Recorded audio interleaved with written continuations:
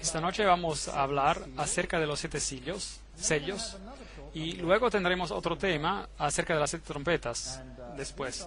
Y estos son tremendos asuntos y lentamente vamos a movernos hacia una fase muy importante cuando hablaremos de algunos de esos asuntos que pertenecen de hecho a nuestro tiempo y de una manera muy muy especial lo vamos a hacer. Ahora, solo puedo decir las cosas así como son. Y oro que mientras les explico y hay cosas que son extrañas o no las pueden todavía comprender o quizás no desean comprender, yo oro que usted no haga de esas dificultades una excusa para retirarse, pero siga viniendo y hasta que todo el cuadro se le aclare.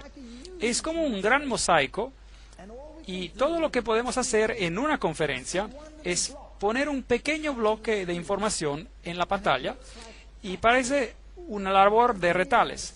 Y realmente no entendemos todos los asuntos, pero si podemos poner un bloque de información después del otro hasta que el cuadro se aclare más y más, entonces toda la importancia del libro de Apocalipsis empezará a ser apreciada. Así que tenga paciencia con nosotros y conmigo si hay asuntos que parecen extraños o quizás fuera de alcance porque aún no tiene toda la otra información que está disponible. Ahora, los 7 sellos son tratados mayormente en el capítulo 6, pero para poner el escenario para los 7 sellos, hay otros 2 capítulos 4 y 5, y por supuesto es importante recordar que los capítulos mismos no dicen nada, porque los capítulos en la Biblia fueron añadidos después. La Biblia no fue escrita así, la Biblia fue escrita como un bloque. Así que no puede dividirla en números, en capítulos. Los números no, son solo convenientes para encontrar dónde usted está y cómo encontrar un texto en particular. El Cordero abrió uno de los sellos. Ahora, antes de que Él abra los sellos para decirnos lo que irá a pasar en esta tierra, primero Él nos da una visión de la sala del trono en el cielo. Una de las visiones más ilustrativas de la sala del trono del universo. Imagínese, se nos da la posibilidad de ver el lugar donde está la sede del poder increíble. Apocalipsis 4.1 dice: Después de esto miré y vi que había una puerta abierta en el cielo. La primera voz que oí era como de una trompeta que, hablando conmigo, dijo: Sube acá y yo te mostraré las cosas que sucederán después de estas. Así que aquí tenemos la mención profética, las cosas que sucederán después. Y al instante, estando yo en el Espíritu, vi un trono establecido en el cielo y en el trono uno sentado. Pero por tu dureza y por tu corazón no arrepentido, atesoras para ti mismo ira para el día de la ira y de la revelación del justo juicio de Dios, en el día en que Dios juzgará por medio de Jesucristo los secretos de los hombres conforme a mi evangelio. Romanos 2, 5 y 16. ¿Qué tiene que ver este texto con el gran trono? Bueno, la sala del trono es la sede del Rey del universo. Y ese Rey del universo es también el juez del universo. Así que antes de que Dios nos permita mirar a lo que va a pasar en esta tierra y mirar a las apostasías que vendrán y las terribles cosas que los hombres harán, Él nos da una visión de su majestad y de su poder.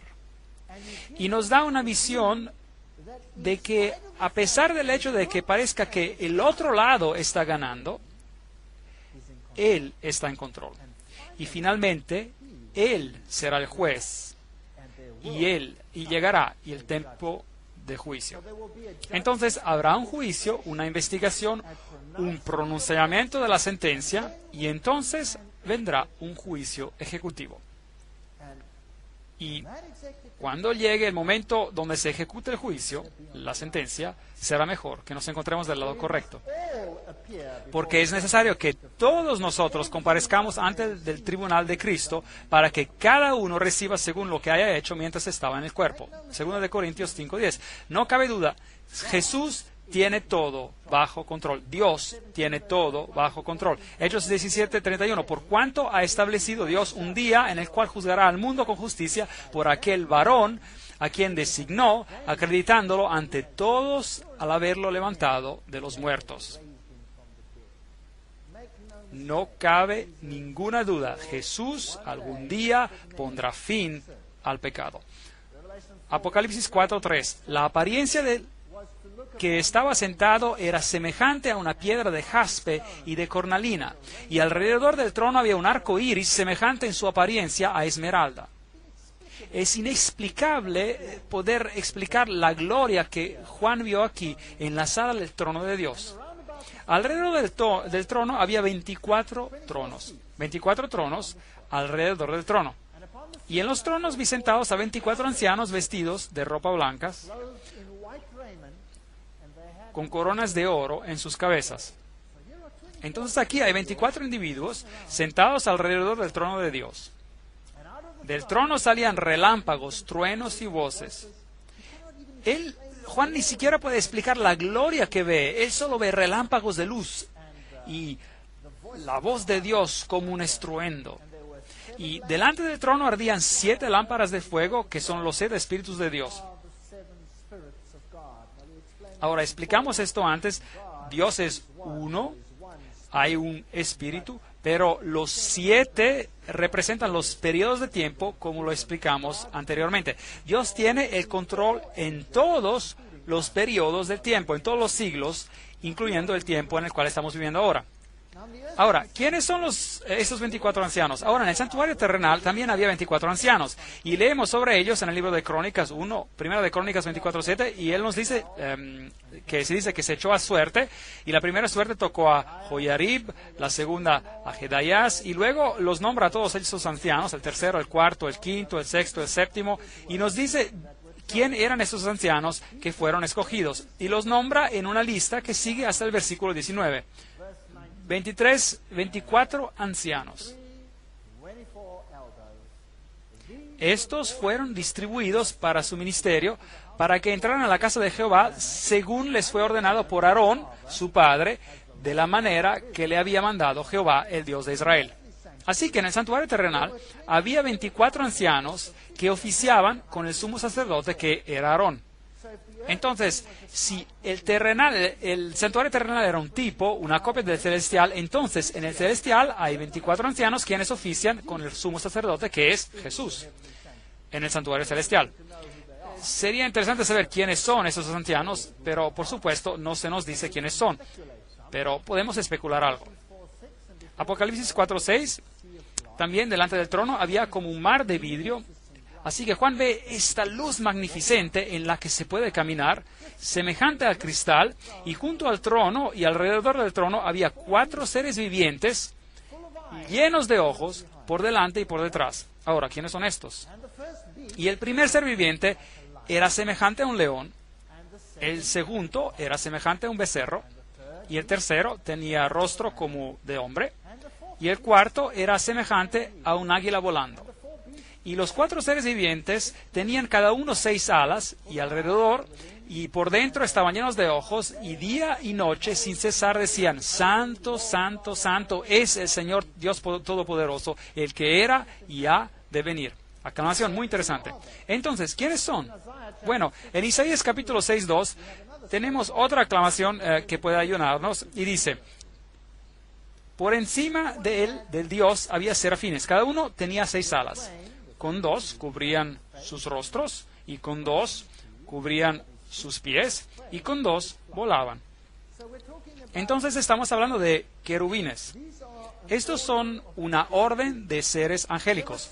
Son tan magnificentes y tan imponentes, y le parecían tan poderosos, que Juan los describe como bestias, y él les da los atributos de un león, de un becerro, del hombre y del águila que vuela. Pero puede ver que con reverencia están delante de Dios. Esto nos da una idea de la santidad de Dios. Ahora, ¿a quiénes representan estas criaturas? Bueno, la interpretación tradicional es que el león representa a la fuerza. El becerro representa la resistencia, el hombre la inteligencia, y el águila que vuela la rapidez.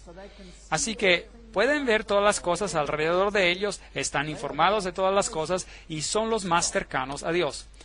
Los querubines protectores, por así decir. Otra interpretación es que ellos reflejan los atributos de Cristo. Como ve, el león es el símbolo de un rey, y Jesús es el rey. El becerro o la vaca representa al que sirve, al que tira el arado, por así decir. Y entonces es un símbolo del Cristo, el servidor. El hombre, el que tiene la apariencia de un hombre. Cristo se convirtió en hombre por nosotros, así que representa la humanidad de Cristo. Y el águila que vuela, en las Escrituras se usa como símbolo de la divinidad. Jesús dice: lo llevó sobre sus plumas, y bajo sus alas estará seguro. Entonces es un símbolo de divinidad. Es interesante que el mundo oculto usa estos 4 símbolos también para su deidad. Entonces, si Satanás era un querubín protector, y él ahora es un ángel caído, y si entonces él quiso ser como el Altísimo, entonces es interesante que estos son los atributos que él alega para sí mismo también. Entonces si vemos símbolos, y de vez en cuando nos asustamos acerca de todos esos símbolos, pero muchos de ellos son sacados de las Escrituras, y Satanás los falsifica para sus propios propósitos. Pero en la sala del trono de Dios vemos al Cordero de Dios. Él es el Rey, Él es sirviente, Él es humano, Él se convirtió en hombre para nosotros, pero Él es también divino. Ese sería el simbolismo de las 4 criaturas.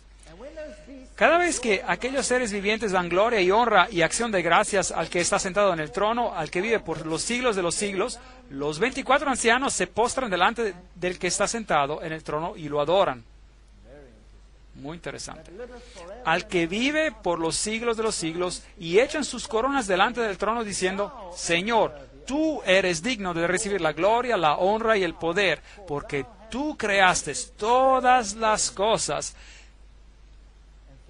Por tu voluntad existen y fueron creadas. Ahora, la Biblia es muy clara en decirnos quién es el Creador. Todas las cosas fueron creadas por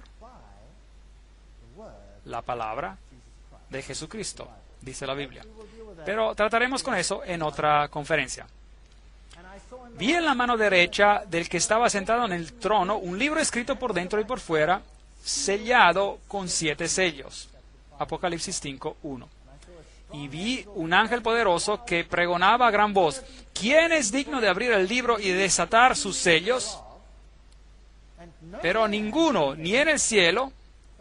Entonces hay algunas personas, seres humanos en el cielo, ni en la tierra, ni debajo de la tierra, Así que ningún muerto está a la altura de poder abrir, no importa cuán buenos hayan sido, si eran como Abraham o como el rey David o como Adán mismo, ninguno de ellos está a la altura de abrir el libro, ni siquiera de mirar adentro de él. Entonces, ¿quiénes eran esas personas que él vio en el cielo? Ahora, los querubines, podemos entender, eran ángeles. Pero los 24 ancianos. Ahora, la Biblia dice que cuando Jesús se levantó de los muertos, las tumbas fueron abiertas, ¿no es correcto? Y los primeros frutos que se levantaron de los muertos, y la Biblia dice que cuando Él entró al cielo, cuando Él ascendió al cielo, Él llevó cautiva a la cautividad, Efesios 4:8. Es decir, Él llevó a personas con Él. ¿No es correcto? Así que las personas que habían sido redimidas a lo largo de los siglos fueron levantadas de los muertos en esta fase y fueron con él al cielo. La Biblia también nos dice que hay algunos individuos en el cielo. Enoc, por ejemplo, fue trasladado sin conocer a la muerte y fue llevado al cielo. ¿No es así? Elías, como un representante de aquellos quienes serían trasladados después del diluvio, fue también llevado por un carruaje de Dios al cielo. ¿No es así? Entonces Elías está allí. Y luego hay un verso muy interesante en el libro de Judas, donde el arcángel Miguel discute con Satanás acerca del cuerpo de Moisés. Así que Moisés también tuvo una resurrección especial y fue llevado al cielo. Y es por eso que Elías y Moisés pudieron aparecer en el monte de la transfiguración y apoyar a Cristo en el tiempo de su agonía antes de que pasara por los hechos de sus últimas horas. Así que hay un número de personas en el cielo. Y de entre ellos, obviamente, hay 24 que sirven en el santuario celestial como los 24 ancianos. ¿Quiénes exactamente son? No sabemos. Podríamos especular de que Moisés sea uno de ellos, o Elías, o Enoc, pero los otros nombres no los tenemos. Veremos algún día, nos enteraremos de quiénes eran.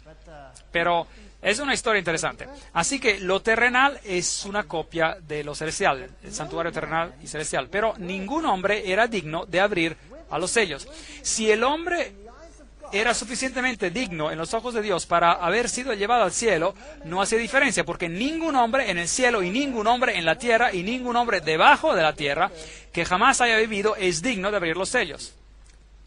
Pero afortunadamente hay una solución. Apocalipsis 5:4. Y lloraba yo mucho porque no se hallaba nadie que fuera digno de abrir el libro, ni siquiera de mirarlo. Ahora, este documento era sellado con 7 sellos. Y en los tiempos antiguos solían sellar, en los tiempos romanos, un testamento, una última voluntad o testamento con 7 sellos. Y, por supuesto, si eso no era abierto, entonces no había heredad. Entonces, si el libro de los 7 sellos no es abierto, no hay heredad. Y somos perdidos para siempre. Es por eso que Juan lloró. Pero si podrían ser abiertos y el testamento leído, y si hubiera una ejecución del testamento, entonces seríamos redimidos. Y hay solo uno que ha dejado una memoria y testamento y vive para poder recibirlo. Porque normalmente cuando uno muere y deja un testamento, uno tiene que depender en alguien más para que lo abra, ¿no es correcto? Y para ejecutarlo, y si él es el único que puede heredar, el único que puede heredarlo está muerto, bueno, entonces tenemos un problema porque el que tiene que heredarlo está muerto y no puede heredarlo más. A menos que, por supuesto, Él es Dios y ha sido resucitado por medio de su propio poder. Increíble. Y entonces encontramos esto. Entonces uno de los ancianos me dijo, no llores, porque el león de la tribu de Jehová, la raíz de David, ha vencido para abrir el libro y desatar sus 7 sellos. Así que todo no está perdido. El Dios hombre está ahí. Miré y vi en medio del trono. Entonces, ¿qué se supone que es? Si Él está en medio del trono. Bueno, entonces Él está sentado en el asiento de la deidad, de Dios. Y de los 4 seres vivientes y en medio de los ancianos estaba en pie un cordero como inmolado que tenía 7 cuernos. Un cuerno es el asiento del poder, de reinado por los siglos. Él es rey, y si miran el libro de Daniel verá que un cuerno representa un rey o un reinado. Y 7 ojos, Él ve a lo largo de los siglos, los cuales son 7 espíritus de Dios enviados por toda la tierra, y no solo por parte de ella. Versículo 7, Él vino y tomó el libro de la mano derecha del que estaba sentado en el trono. Y cuando hubo tomado el libro, los 4 seres vivientes y los 24 ancianos se postraron delante del Cordero. Todos tenían arpas y copas de oro llenas de incienso, que son las oraciones de los santos. Entonces, las oraciones de los santos son representadas como incienso. Y los méritos de Cristo hacen que las oraciones sean aceptables a Dios. Maravillosa imagen que tenemos aquí. Y la música celestial llena el lugar del trono mientras adoran al Cordero. Y cantaban un cántico nuevo, diciendo: digno eres tú de tomar el libro y de abrir sus sellos, porque tú fuiste, aquí está la respuesta, inmolado, y con tu sangre nos has redimido para Dios. Así que estos 24 ancianos que están diciendo esto, ¿eran humanos o eran ángeles? Debieron que ser humanos. ¿Por qué? Porque fueron redimidos. Es correcto. Así que sabemos que hay seres humanos en el cielo ahora mismo quienes fueron redimidos, y los que están en el cielo son aquellos que subieron en el traslado de las primicias, como dijimos antes. Y hay 3 seres que sabemos, que la Biblia menciona, que fueron trasladados o tuvieron una resurrección especial. Porque tú fuiste inmolado, y con tu sangre nos has redimido para Dios de todo linaje, lengua, pueblo y nación. Eso se deshace de todo tipo de exclusividad. Así que hay algunos que creen hoy que la salvación es por nacimiento. ¿Haya conocido a alguien que cree así?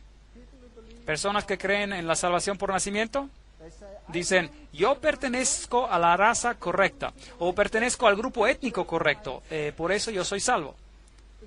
Los judíos tenían esa teología particular, y hay muchos grupos en el mundo hoy en día que creen que son salvos como una consecuencia de su estado especial.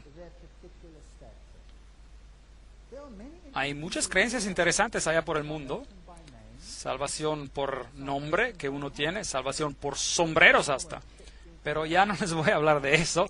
Algunas personas creen que si tienen el vestido correcto, entonces son redimidos y se presentan ahí así, a sí mismos así en el mundo. Tú no eres salvo por tu nacimiento, no eres salvo por lo que te pones o cómo te conformas a esto o a otra posición. Tú eres salvo por medio de tu relación con Jesucristo. Es así como tú eres salvo. Así que Él fue el que nos redimió por su sangre de todo linaje y lengua y pueblo y nación, al menos que nos gloriemos de que ese grupo es mejor que otro. Él nos ha hecho para nuestro Dios un reino y sacerdotes, y reinaremos sobre la tierra. ¡Qué texto más fascinante! Nosotros reinaremos sobre la tierra. Miré y oí la voz de muchos ángeles alrededor del trono, de los seres vivientes y de los ancianos. Su número era millones de millones, millones y millones. Así que estamos tratando con miles de millones aquí. Y decían en gran voz: el Cordero que fue inmolado es digno de tomar el poder, las riquezas, la sabiduría, la fortaleza, la honra, la gloria y la alabanza. Así que tenemos esta visión increíble de la escena del cielo, mostrando que el que va a tener la victoria final va a ser ¿quién? Jesucristo. Así que no tenemos nada que temer. Es interesante que Dios nos da esta visión y luego cambia el énfasis para decirnos lo que va a pasar en esa tierra. Y los dos están en contraste tan grande el uno con el otro que causa miedo. Y uno quizás crea que el cristianismo es lo que va a perder, el que va a perder en esta batalla. ¿Sabían ustedes que la más grande victoria, en apariencia, de Satanás fue su más grande derrota? Cuando él tuvo a Jesús clavado en la cruz y él estaba triunfando en su poder y gloria, de hecho, él sonó su campana, su toque de muerte. Y así será con toda la iglesia cristiana. La más grande derrota, en apariencia, será convertida, gracias a los méritos de Jesucristo, en la más grande victoria que el universo haya visto. No cabe ninguna duda. Jesús tiene el control. Y cuando presentemos las siguientes conferencias, recuérdese de esas palabras, porque habrá algunas cosas que asustarán de las que vamos a hablar. Pero podemos silbar y sonreír y cantar himnos, porque ya sabemos cómo será el final de todo. A todo lo creado que estaba en el cielo, sobre la tierra, debajo de la tierra y en el mar, y ese es el símbolo de todas las naciones, y a todas las cosas que hay en ellos, oí decir: al que está sentado en el trono y al Cordero sea alabanza, la honra, la gloria y el poder por los siglos de los siglos. Será un reino universal eterno. Los 4 seres vivientes, los querubines, decían amén. Y los 24 ancianos, quienes fueron redimidos, recuerde, se prostraron sobre sus rostros y adoraron al que vive por los siglos de los siglos. Correcto. Habiendo cambiado de la gran escena del trono, nos movemos a través de la historia con los caballos de Apocalipsis. Se abren los sellos. Vi que el Cordero abrió uno de los sellos. Apocalipsis 6:1. Y él ve a un caballo, a alguien que cabalga un caballo blanco, y salió venciendo, conquistando. Ahora, nuevamente repasaremos los 7 periodos de tiempo. Ahora, los periodos del tiempo, obviamente, recapitulan lo que vimos antes cuando tratamos con las 7 iglesias. Porque las 7 iglesias nos dicen acerca de la naturaleza de la iglesia de Dios. Con todos sus defectos, Dios no oculta nada. Y nos dice, esto es lo que va a pasar con la iglesia.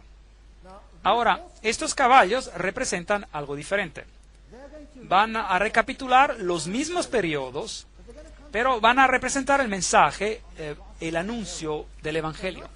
No tanto la posición de la iglesia que está para anunciar la información, pero el mensaje concreto que la iglesia tiene que dar y que tiene que salir al mundo. Y Satanás se opone a ese mensaje de la misma manera como se opuso al Hijo de Dios. Él lo odia con una pasión. Así que cuando este caballo sale en blanco, ¿qué es el color blanco? ¿Qué representa? Justicia. La Biblia nos dice que representa la justicia. Y no hay nadie justo, sino solo uno, Cristo. Y Él tiene un arco en su mano. Así que hay un número de símbolos que podemos mirar. Y entonces hay otro cabalgador, uno con un caballo rojo. Y entonces después hay uno negro y luego hay uno de color muerte, con un cabalgador muerto. Y entonces, ¿quiénes son esos cabalgadores? Apocalipsis 6, 1, 2. Entonces vi que el Cordero abrió uno de los sellos, miré y vi un caballo blanco. El que lo montaba tenía un arco. Aquí hay una pista, una corona, otra pista, y le fue dada y salió venciendo y para vencer. Entonces, hay una guerra aquí, hay una guerra. Uno sale a vencer en situación de guerra. Salmos 64:7 nos dará una pista, pero Dios los herirá con saeta. ¿Quién herirá con saeta? Dios. De repente llegarán sus plagas. Así que, ¿quién es el que tiene el arco? Es Dios. ¿Te has airado, Jehová, contra los ríos? ¿Contra los ríos te has airado? ¿Arde tu ira contra el mar? Cuando montas en tus caballos, en tus carros de victoria o salvación.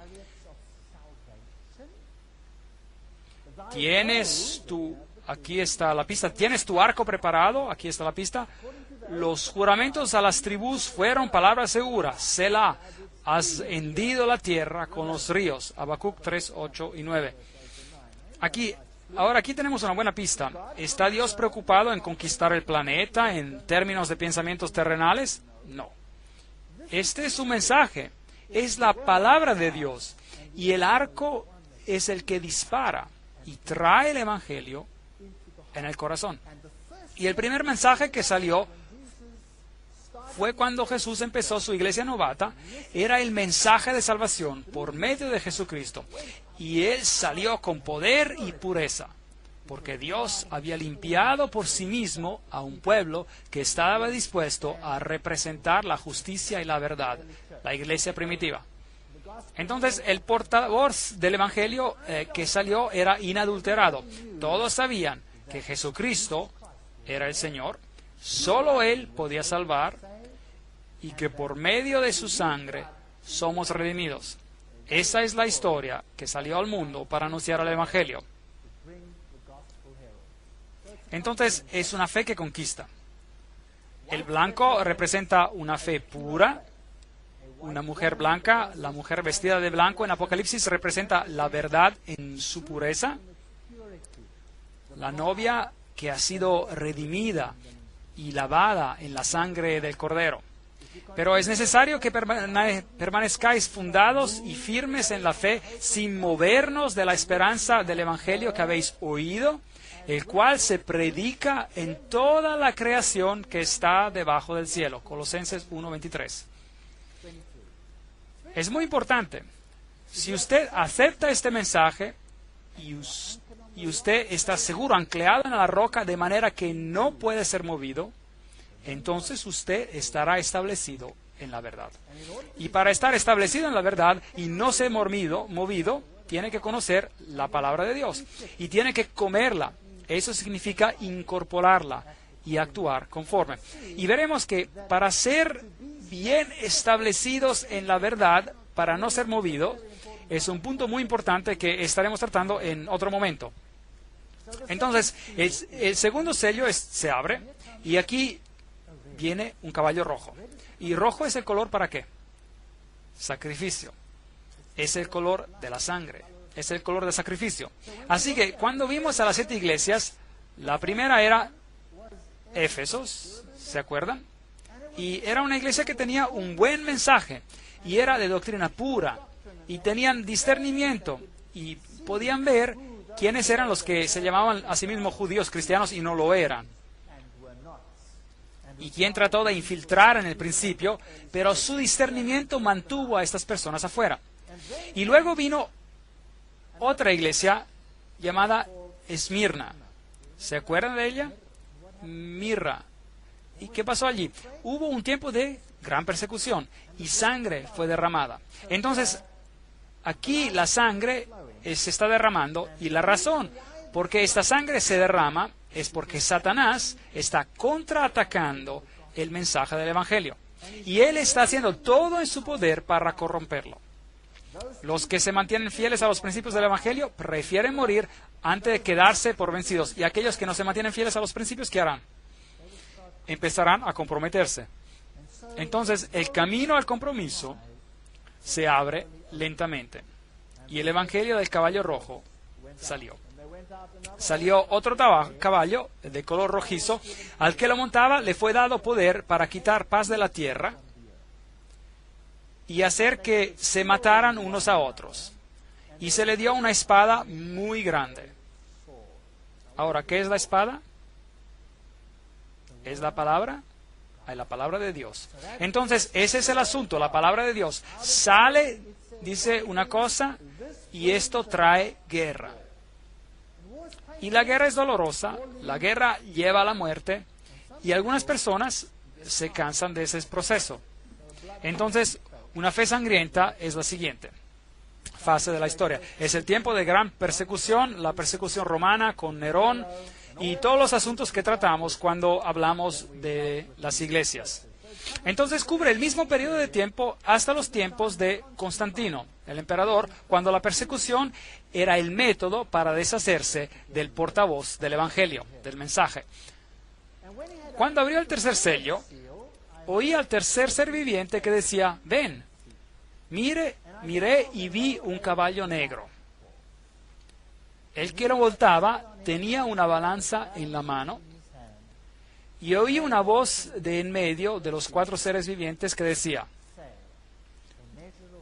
2 libras de trigo por 1 denario, y 6 libras de cebada por un denario, pero no dañes el aceite ni el vino. Esos son símbolos interesantes. Entonces aquí hay una balanza y el color es negro. Ahora, negro es obviamente lo opuesto de blanco, ¿correcto? Así que algo está pasando para pintar la blancura de la pureza del portavoz del Evangelio y se vuelve negro. Y hay algo que se convierte en muy escaso, el trigo y la cebada. Y luego hay algo más que está con problemas, el vino y el aceite. Ahora, estos símbolos todos representan el portavoz del Evangelio. Como ve, el trigo es un símbolo de Jesucristo. Jesucristo nació en Belén, en hebreo Bethlehem, la canasta de pan. Bueno, Jesús dice, yo soy el pan de la vida. Jesús es el pan viviente que viene del cielo. Entonces, el pan está en problemas. Y la cebada era la primera cosecha que tomaba lugar en Israel, la cosecha de la cebada. Y de hecho, la ofrenda de sacrificio agitado era de gavillos de cebada y representaba también la resurrección en Jesucristo. Y el cuerpo de Jesucristo, el portavoz del Evangelio. Entonces, el trigo y la cebada serían escasos. El mensaje del Evangelio de salvación en Cristo está bajo presión. Pero Dios sigue trabajando y Él dice, no dañes el aceite y el vino. ¿Qué representa el aceite? Es el símbolo del Espíritu Santo. Era vaciado en los candelabros para que el mundo pudiera tener la luz de la verdad. Y el vino es un símbolo de la doctrina. Jesús dice, no puedes vaciar vino nuevo en un cuero de vino viejo. No puedes vaciar el gran mensaje de la salvación en Jesucristo en un molde que no lo va a poder contener. Entonces el vino es un símbolo del Evangelio. Jesús también dice, yo soy la vid y ustedes son mis pámpanos. Él es el que nos da vida por medio de su mensaje del Evangelio. Entonces, estos son los elementos que están puestos bajo presión y que se están comprometiendo, así por decir. Entonces, el caballo negro obviamente representa un tiempo cuando la palabra de Dios se vuelve escasa. Y esto es cuando el problema del compromiso ingresa a la iglesia. Ese es un tiempo cuando Constantino casa el paganismo con el cristianismo. Entonces es una fe comprometida y si seguimos los mismos periodos de tiempo. Por tanto, mirad vosotros y por todo el rebaño, dice Pablo, para apacentar la iglesia del Señor, porque yo sé que después de mi partida entrarán en medio de vosotros lobos rapaces. Y por si acaso, ¿cuán temprano en la iglesia entró la influencia corrupta de la iglesia? A la iglesia. En el principio. Justo en el principio. Había un hombre llamado Simón Mago, ¿lo recuerdan en la Biblia? Y él pensó que podía comprar el poder de Dios con su dinero. ¿Se acuerdan de eso? Y Pedro lo reprendió de la manera bien directa y este hombre se enojó bastante, muy enojado. Y Simón Mago venía de Samaria. Y él tenía un elemento de sabiduría babilónica en sí mismo. Y si vamos a ver a la historia, como veremos en un futuro, probablemente él fue el padre del gnosticismo. Y gnosticismo, en dos palabras, es la filosofía donde Cristo se hace menos de lo que es y que nosotros nos podamos convertir en algo más grande de lo que somos. Y gnosticismo era la espina en la carne del cristianismo primitivo. Y los principios del gnosticismo juegan un rol vital hoy en día, como veremos en las conferencias más adelante. La cruz de Cristo era la que dividió la historia. Pero echó por tierra la verdad y hizo cuanto quiso y prosperó. Daniel 8:12. Vendría un poder que destruiría al portavoz del Evangelio. Salvación solo por medio de Cristo fue reemplazada por los requerimientos de la iglesia. Entonces, eso es lo que básicamente ocurrió. Y la iglesia misma se puso como mediadora entre hombre y Dios. En vez de ir directamente a Cristo, uno ahora pasaba por la iglesia. Un día muy triste. Dios había dado una ley y el hombre tuvo el atrevimiento de cambiar la ley de Dios para satisfacer sus necesidades. Así que en las iglesias tenemos a San Pedro, o era Júpiter. Bueno, la verdad es que él vino directamente del templo de Júpiter. En las iglesias, María se convirtió en una mediatrix, una mediadora. Y la iglesia enseña que nadie puede ser salvo excepto por los méritos de María. Eso es muy extraño. Todas estas doctrinas llegaron y eran una mezcla entre el paganismo y el cristianismo. La Biblia claramente declara, porque no hay otro nombre bajo el cielo dado a los hombres en que podamos ser salvos, excepto por el nombre de Cristo, Jesús. No hay otro nombre. Así que todos estos otros mediadores ingresaron a la iglesia. Y donde los paganos tenían muchos dioses, ellos desarrollaron muchos santos.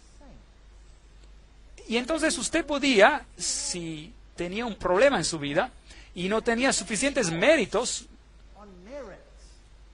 salvación por obras, pues, entonces para poder entrar al cielo, usted podía recibir un préstamo de los méritos que tenían por demás los que habían muerto antes que usted. Esta es una doctrina de la iglesia de la Edad Media y es considerada doctrina hoy día. Así que puede pedir prestado, por así decir, tomar por sí mismo un gran trago de méritos de los santos que habían muerto antes de usted para aumentar la reserva de sus propios méritos. ¿Es eso bíblico? ¿O cada uno tiene que presentarse individualmente ante Dios en el juicio y dar cuenta de lo que Él ha hecho en la carne? ¿Sí o no? Claro que sí, por supuesto. Y por eso todos estos santos se crearon y como consecuencia los santos se convirtieron en especialistas. Y esa especialización es exactamente la misma que usted tiene en el paganismo. Un Dios está especializado para cuidarte durante un viaje.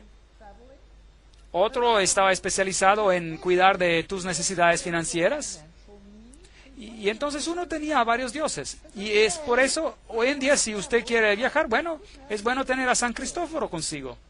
Pues eso quizá le ayude, usted sabe, en sus viajes, pues. Entonces, esta es una iglesia de compromisos. Y con Jesucristo no puede haber compromisos, ningún tipo de compromiso. O Él es el Señor de señores y Rey de reyes, o no lo es. Y esa es la decisión que debemos que tomar.